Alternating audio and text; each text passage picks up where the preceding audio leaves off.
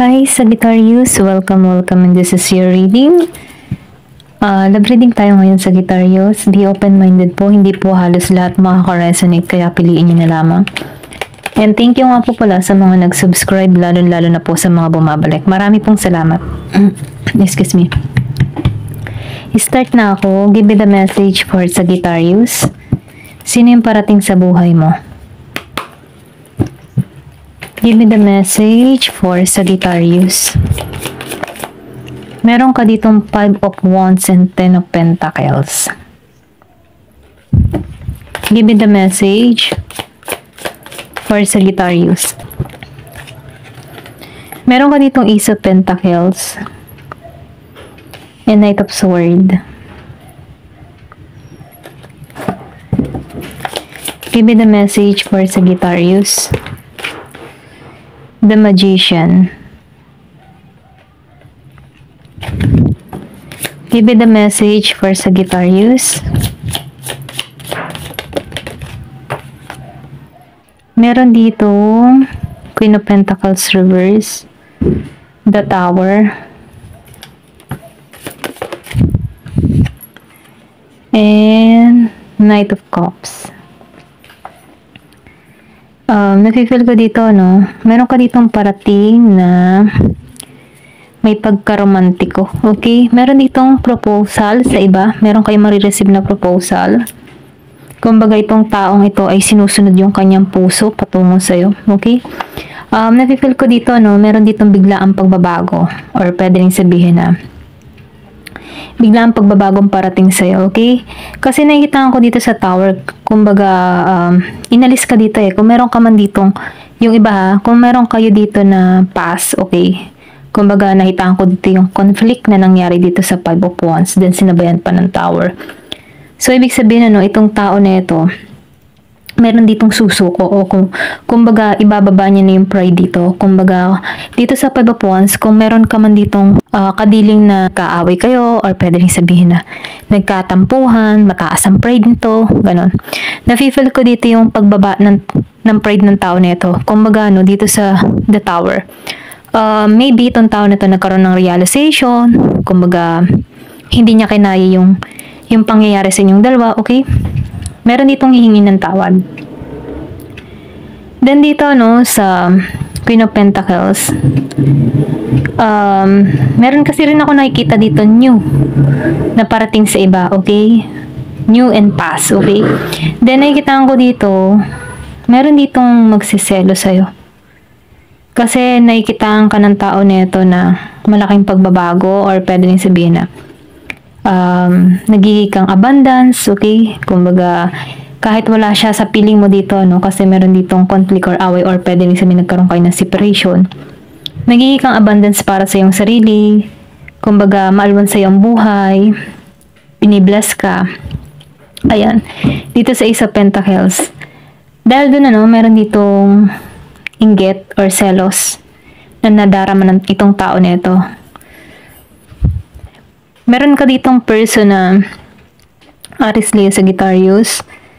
And then, meron din ako nakikita dito na Virgo, Capricorn, Taurus, and Gemini, Aquarius, and Libra. Nakikita ko dito, no, may kadiling ka din ditong tao na may pagka-argumento. Okay? Inggit siya sa'yo. Or pwede rin sabihin, pwedeng sa trabaho, or pwede rin sabihin sa mga friends mo, or merong sa environment mo, no, dun sa ginagalawa mong trabaho. Ito lang nakikita ko dito sa Queen of Pentacles. Maybe meron kang ganong katrabaho na nakakaramdam ng selo sa'yo, okay? Kasi binibless ka dito eh. Ito lang nakikita ko.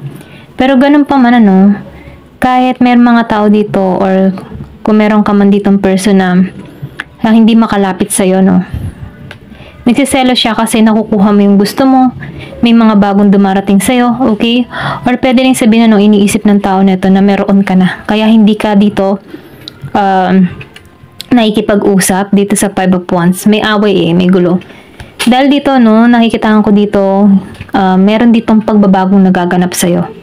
Okay? Then, sa iba, no, yung iba, meron ditong patungo sa'yo na masagana, okay? Kumbaga kasaganahan, kabuhayan na paglago, okay? Then yung iba, merong pamana. May pamanang marireceive ka. Kasi dito sa Ace of Pentacles, nakikitaan ko dito, no? Ang pera parating may parating kang pera. Kung meron ka mang hinihiling, kung ikaw man isang single, relasyon, karera, kung wala ka man trabaho, no? Merong oportunidad na parating sa'yo, okay? Then, nakikitaan ko dito, no? Meron ditong tutungo sa'yo sa Knight of Swords, yung iba sa inyo. Kumbaga, itong tao na ito ay talagang kumikilos. Walang paligoy-ligoy. Kumbaga, dire-diretso. Once na may nagustuhan, talagang pagkilos. Okay? Handa to. Then, nakikita ko dito sa The Magician, meron kang kakayahan na mamanifest kung ano yung gusto mo. Meron kang lakas ng loob, okay? Kumbaga, yung mga desire mo ay kaya mong masakatuparan dito sa The Magician. Kasi may magic eh. Kumbaga, makukuha mo kung ano yung gusto mo. Okay? Kung meron ka mga hinihiling, wini-wish, okay, meron dito ipagkakalob sa'yo. Ito lang yung nakikita ko. Meron lang din yung iba sa inyo, no? May nagsiselos, may naiinggit sa natatamasa mo. Kasi nakikita ko dito yung malaking oportunidad na parating sa'yo. Okay? Then, meron din dito na romantikong tao na magpapahayag ng nadarama sa'yo. Ayan, ito lang yung nakikita ko. Tingnan pa natin dito kung sino pa yung parating sa buhay mo. Give me the message. Sino pa yung parating sa buhay mo?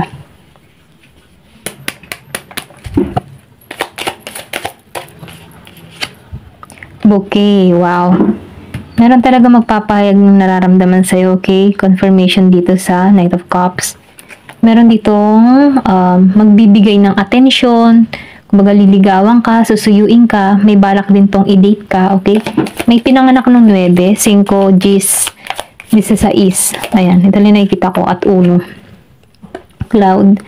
Kasi nakikita ko dito, no, meron din dito makikipag-ayos sa'yo. Kung ikaw man ay nagkaaway kayo dito, yung iba sa inyo, meron ditong tutungo sa'yo na makikipag-ayos. Dito sa clouds, kumbaga magkakaroon to ng kaliwanagan sa connection nyo. Excuse me. Give me the message. Ayan. Wow, ring. Meron talagang proposal, okay? Meron ditong makaka-receive ng singsing or pwede rin sabihin na may magyayaya sa'yo dito, okay? Meron ditong sorpresa ang pinapahayag nitong singsing. Mabibigla ka sa offer neto, okay? Meron ditong 25 years old or pinanganak ng 25. Ayan, meron ditong 3. Then, nakikita ko dito, nagkaroon yung iba sa inyo ng family affair. So, dito sa conflict, ano. Pero ganun pa man, ano, itong tao na ito gusto makipag-ayos sa'yo. Okay, dito sa 3. Gusto nitong maging matibay yung pundasyon, maging maayos ng lahat. Ayan. Kumbaga itong taong ito ay minamahal ka. Meron ditong The Star. Okay. Maganda to kasi lumabas ang The Star. Meron kang hiling na matutupad. Kumbaga, napakaswerte mo dito eh. Kasi lumabas din ang The Magician. So, ibig sabihin ano, meron ka ditong mahihiling talaga na masasakatuparan mo. Kumbaga, nakikita ko dito yung malaking pagbabago sa'yo. Kung ikaw man ay sinubok in the past or kung ikaw man ay nakaranas ng niloko ka or sinaktan ka, no, may malaking pagbabago. Kumbaga, inuutosan ka dito na i-release mo na yung mga past na yan. Nang sa ganun, no, makapasok yung panibagong energy. Kumbaga, mamanifest mo kung ano talaga yung gusto mo. Kasi once na nakahold ka pa rin sa past, hindi papasok tong panibagong opportunity para sa'yo. So, may naman no, i-release mo to para ma-attract mo yung panibagong energy. Okay? Give me more information. Ano pa yung mensahe sa'yo?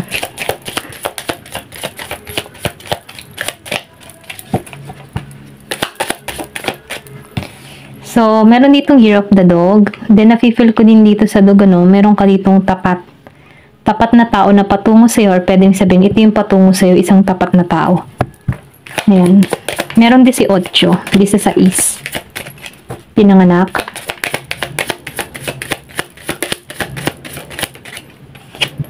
Wow, Clover. Lumabas ang Clover. Ang swerte mo talaga, okay? Lumabas ang 10 of Pentacles and Clover. So, nafe-feel ko dito yung blessing. Meron kang marireceive na blessing, okay? Kumbaga, ikaw ay blessed sa panahon ngayon or sa darating pang mga araw. Kasi nakikita ko dito yung iba sa inyo, sinubok talaga ng sobra. Kaya nakikita ko dito yung pagbabago. meron ditong pagbabago mangyayari sa'yo. Kasi kung makikita mo sa clouds, nagkaroon ka dito ng kaguluhan ng isip eh. Pero ganun pa man ano, inaano ka dito na tanggalan yung mga negative thoughts. Yan. Tanggalan mo yan kasi para makapasok tong bagong liwanag or pwedeng sabihin, para makapasok yung positibong enerhiya patungo sa'yo.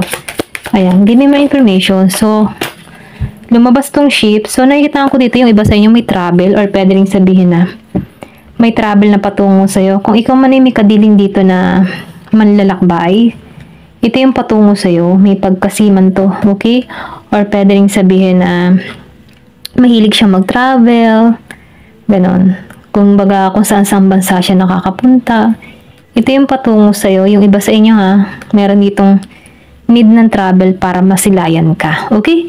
Ayan, hanggang dito na lamang po. Thank you for watching. Love and peace.